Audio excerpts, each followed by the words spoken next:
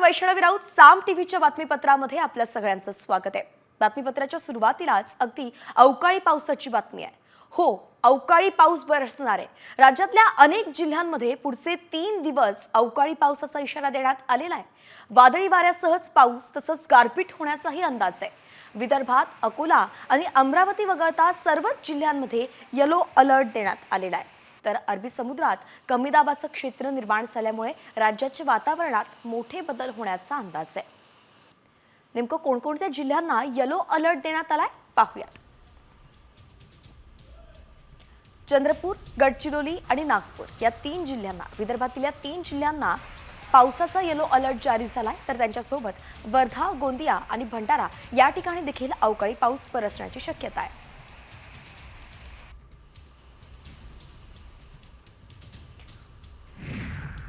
एकीकडे अवकाळी पाऊस बरसण्याचा अंदाज आहे, तर दुसरीकडे विदर्भातील पाऱ्यानं आताच 40शी ओलांडल्यानं यंदाचा उन्हाळा तापदायकही ठरणार आहे।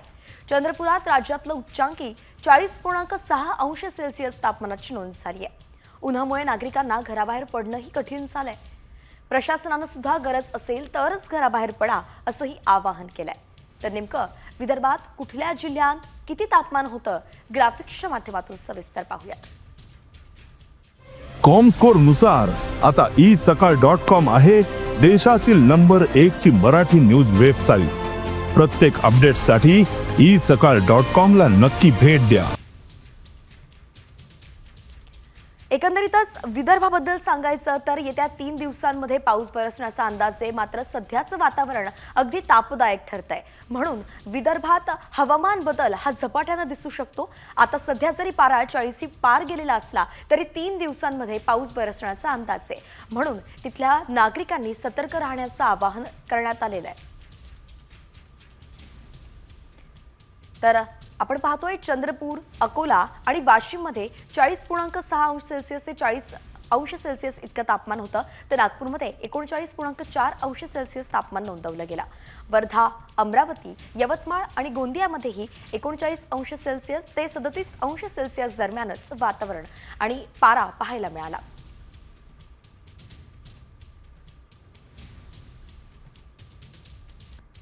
या बदलत्या हवामानाचा आपल्या आरोग्यावरती परिणाम होऊ शकतो, म्हणून त्याची काळजी घ्या। गरज असेल तरच बाहेर पडा। इतरही बातम्यांचा आता वेगवान आढावा घेऊयात। शहरातील रिक्षा चालकांची वाढती मुजोरी हा नाशिककर आणि पोलिसांसाठी एक त्रासदायक विषय होऊ लागलेला आहे। रिक्षा चालकांच्या बेशिस्त वागणुकीला लगाम घालण्यासाठीच पोलिसांनी कारवाई सुरू केली आहे। 3 दिवसांत 1000पेक्षा अधिक चालकांवरती कारवाई करण्यात आली आहे।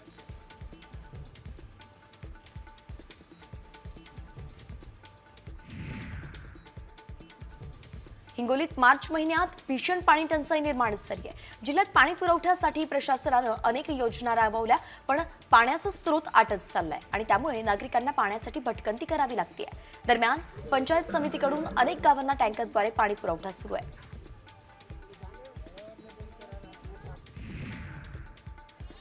यवतमाळच्या सावरगड ग्रामस्थांनी कचरा डेपो हटवण्यासाठी रास्ता रोको केलं। शहरातील संपूर्ण कचरा सावरगड स्थित प्रकल्पात आणून टाकला जातोय आणि त्याला विरोध म्हणून कचरा संकलन केलेल्या घंटागाड्या त्यांनी परत शहरात पाठवल्यात। कचऱ्यामुळे ग्रामस्थांचं आरोग्य धोक्यात आल्यानं कचरा डेपोला विरोध केला जातोय।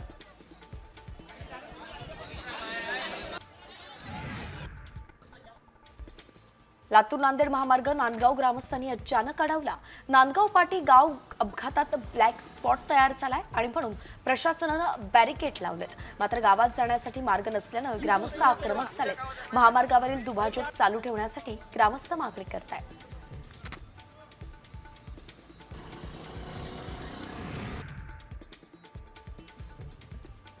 नाशिकच्या कळवण तालुक्यातील प्रशासकीय कार्यालयावरती शरद पवार पक्षाकडून धरणं आंदोलन करण्यात आलं।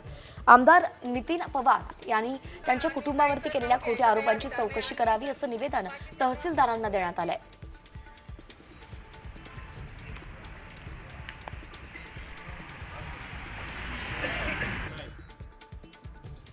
धुळ्यात भारतीय बौद्ध महासभा आणि वंचित बहुजन आघाडीकडून आंदोलन करण्यात आलं। बौद्धगयामधील महाविहाराचं नियंत्रण बौद्धांच्या ताब्यात द्यावं, तसंच जागतिक वारसा बाधित ठेवण्यासाठी विशेष निधी आणि सुविधा तात्काळ देण्याची मागणी आंदोलकांनी केली आहे।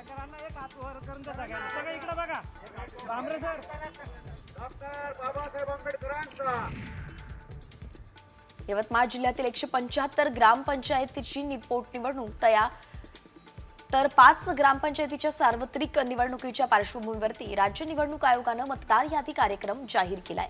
26 मार्चला प्रभागनिहाय अंतिम मतदार यादी प्रसिद्ध केली जाणार आहे। त्यामुळे 180 ग्रामपंचायत निवडणुकीचा बिगुल लवकरात लवकर वाजण्याची शक्यता आहे।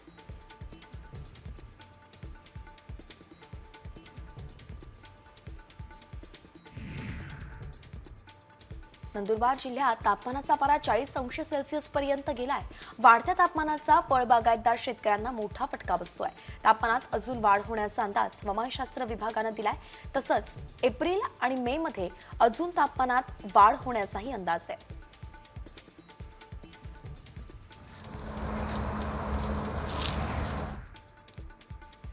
उष्णतेपासून जनावरांचा बचाव करण्यासाठी नाशिकच्या नांदूर इथल्या शेतकरी चेतन पुरकर यानं एक अनोखी शक्कल लढवली आहे। गोठ्यात फॉगरचा वापर त्यांनी केलाय। उष्णतेच्या दुभत्या जनावरांच्या दुधावरती परिणाम होत असतो आणि प्रत्येक जनावरांसाठी एक फॉगर बसवलं असून दिवसभरात 3 वेळेस फॉगरच्या माध्यमातून त्यांना थंड ठेवण्याचा प्रयत्नही केला जातो।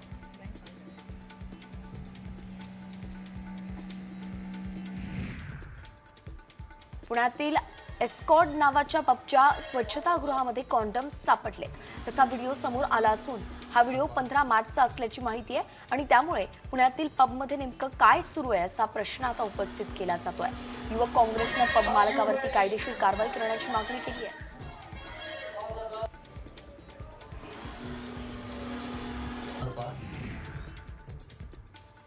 बालेवाडीमध्ये रस्त्यावरती थांबलेल्या एका कार चालकाची कार आणि इतर वाहनाची तोडफोड करणाऱ्या टोळक्याची बाणेर पोलिसांनी धिंड काढली। 2 दिवसांपूर्वीच बालेवाडी परिसरात रस्त्यावरील वाहनाची दुरुस्ती करून येऊन बालेवाडी परिसरातील रस्त्यावरील वाहनाची दुचाकीवरून येऊन टोळक्याकडून तोडफोड करण्यात आली होती।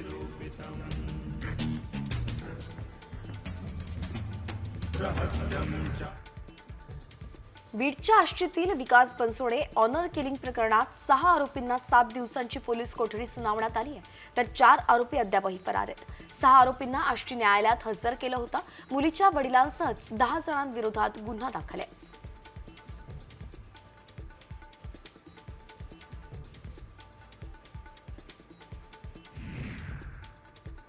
गोवंडीत देवनार बस डेपोच्या शेजारी अधिकृत असलेली दुकानं आणि घर बुलडोझरद्वारे पाडण्यात आली आहेत। आयुक्त अलका सासणे यांच्या आदेशानं ही कारवाई करण्यात आली आणि यावेळी मेट्रो स्टेशनसाठी जागा खाली करण्याचं कारण देण्यात आलं।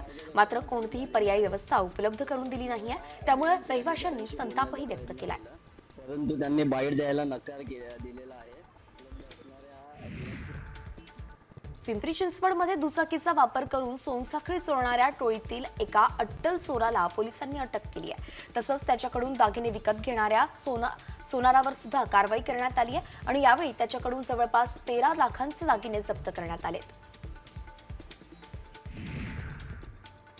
दोघा परप्रांतीय नेपाळी हॉटेल कामगारांच्या डोक्याला रिव्हॉल्व्हर लावून त्यांना काठी आणि लोखंडी सळीनं मारहाण केल्याचा प्रकार कोल्हापुरातल्या मालेपाटा इथल्या बाबा हॉटेलमध्ये घडलाय।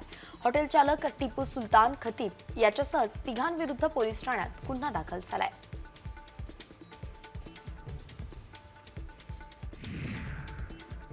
पुणे पोलीस 7.5 कोटी रुपयांच्या ड्रग्सची होळी करणार आहेत। मागील वर्षभरात जप्त केलेल्या 7.5 कोटी रुपयांच्या ड्रग्सची 25 मार्चला होळी करणार असल्याची माहिती आहे। महत्त्वाचं म्हणजे यात कुरकुंभ ड्रग्स प्रकरणातील 3,674 कोटींच्या ड्रग्सचा समावेश नसेल।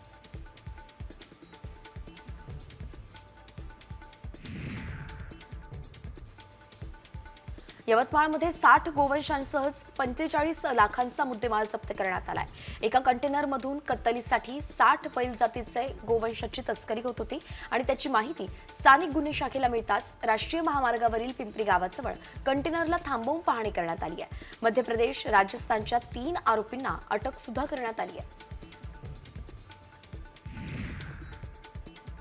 जळगावच्या भडगावात ज्वेलर्स दुकानाची भिंत फोडून 6 किलो चांदी लंपास करण्यात आली आहे आणि यामुळे भडगावात कायदा सुव्यवस्थेवरती प्रश्नचिन्ह उपस्थित झालंय. 2 दिवसांपासून दुकान बंद असल्यानं चोरट्यांनी संधी साधून ही चोरी केली. या घटनेनं शहरात खळबळ उडाली आहे. पोलीस आता पुढचा तपासही करतायत.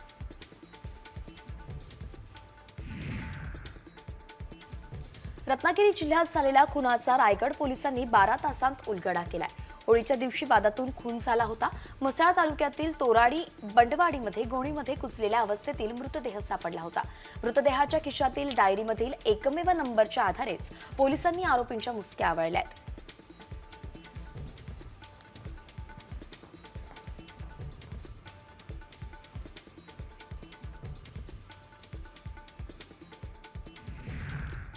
भारतीय वंशाच्या अमेरिकन अंतराळवीर सुनीता विल्यम्स तब्बल 9 महिने अंतराळ स्थानकात राहून पृथ्वीवरती परतल्या.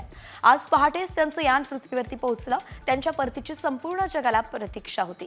सुनीता विल्यम्स आणि त्यांचे सहकारी अंतराळवीर बुच विल्मोर यांच्या परतीमध्ये बऱ्याच अडचणी होत्या, मात्र त्यावरती मात करून आता ते सुखरूप परतले. Our next crew member here, that is none other than Sunny William. अटकेच्या भीतीनं प्रशांत कोरटकर फरार झालाय. छत्रपती शिवाजी महाराजांबाबत प्रशांत कोरटकरनं आक्षेपार्ह विधान केलं होतं. तसंच इतिहास अभ्यासक इंद्रजित सावंत यांनाही धमकी दिली होती. त्याने जामिनासाठी अर्ज केला होता, मात्र कोल्हापूर जिल्हा सत्र न्यायालयानं जामीन अर्ज फेटाळलाय आणि म्हणून आता कोणत्याही क्षणी कोरटकरला अटक होऊ शकते.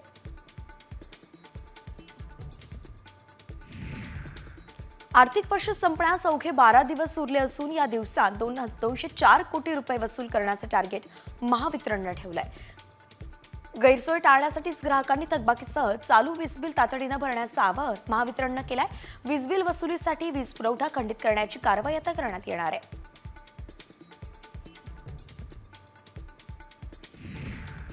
पुण्यातील न्यायाधीशांची बनावट सही प्रकरणी संबंधित कंपनीची सीबीआय ईडीकडे तक्रार करण्यात आलेली आहे. केंद्रीय तपास यंत्रणांनी तपास करण्याची विनंती केली आहे. दरम्यान फसवणूक प्रकरणी आरोपीला अजून अटकही करण्यात आली नाहीये.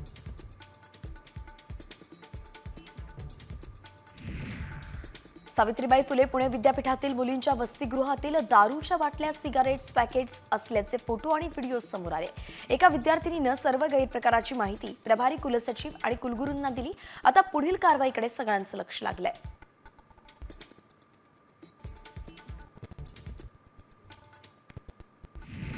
कृषीमंत्री माणिकराव कोकाटे यांना मुंबई उच्च न्यायालयाचा दिलासा मिळालाय. नाशिक सत्र न्यायालयाच्या आदेशाला तातडीची स्थगिती देण्यास कोर्टानं नकार दिलाय. तसंच सर्व प्रतिवादींना नोटीस जारी करत या प्रकरणाची सुनावणी 21 एप्रिलपर्यंत तहकूब करण्यात आली आहे.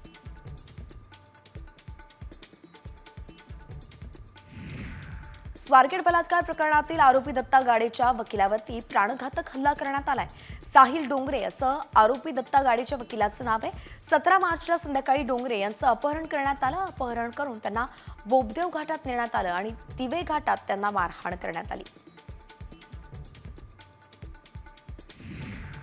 122 कोटींच्या न्यू इंडिया कोऑपरेटिव्ह बँक घोटाळ्या प्रकरणात मोठी अपडेट समोर आली आहे. या घोटाळ्या प्रकरणात भाजप नेत्याच्या भावाला अटक करण्यात आली आहे. जावेद आझमला पोलिसांनी बेड्या ठोकल्यात. तर जावेद आझम भाजपचे माजी महाराष्ट्र सचिव हैदर आझम यांचा भाऊ आहे आणि या घोटाळ्या प्रकरणातील ही 7वी अटक आहे. आधार कार्ड आणि मतदार कार्ड लिंक करण्यासाठी केंद्रीय निवडणूक आयोगानं मोठा निर्णय घेतलाय. संविधानाच्या कलम 326, आरपी ऍक्ट आणि सर्वोच्च न्यायालयाच्या निर्णयानुसार मतदार कार्डशी आधार लिंक केलं जाणार आहे. निवडणूक आयोग आणि UIDAIच्या तांत्रिक तज्ज्ञांच्या चर्चेनंतरच आता मतदार कार्डशी आधार लिंक केलं जाईल. मुंबईतील वाढत्या तापमानामुळे आणि प्रदूषणामुळे मुंबई महापालिकेनं मोठा निर्णय घेतलाय. नवीन इमारतींना टेरेस गाईड उभारणं बंधनकारक करण्यात आलंय. नव्या इमारतीच्या परवानगी अर्जात तशी अटच घालण्यात आली आहे आणि यामुळे वाढता उकाडा आणि प्रदूषणाला नैसर्गिकरित्या प्रतिबंध घालता येणार आहे.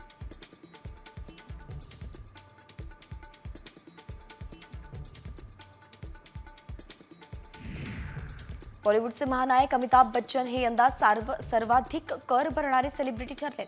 2024-25 या आर्थिक वर्षात त्यांनी 120 कोटी कर भरलाय. त्यांची वार्षिक कमाई 350 कोटी इतकी आहे.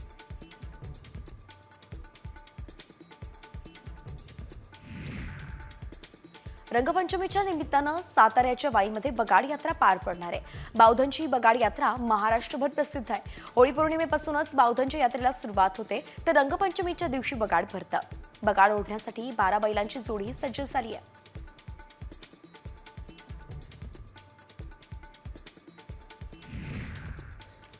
मरीन ड्राईव्हवरती समुद्रात अनोळखी इसमाचा मृतदेह सापडलाय. पोलीस आणि अग्निशमन दलाच्या मदतीनं हा मृतदेह काढण्यात आला. मृतदेहाची ओळख पटवण्याचे आता प्रयत्न सुरू आहेत. मरीन ड्राईव्ह पोलीस ठाण्यात अपघाती मृत्यूची नोंद करण्यात आली आहे. लाडक्या बहिणींना दरमहा 2100 रुपये देण्याचं आश्वासन भाजप सरकारनं निवडणुकीपूर्वीच दिलं होतं. पण प्रत्यक्षात 1500 रुपये देण्यात येत असल्यानं महिलांचा अपेक्षाभंग झालाय. हा आरोपच साताऱ्यात ठाकरे गटाच्या महिलांनी केलाय आणि यावेळी महिलांनी जिल्हाधिकाऱ्यांना निवेदन देत सरकारकडून आश्वासन पूर्ण करण्याचंही आवाहन केलंय.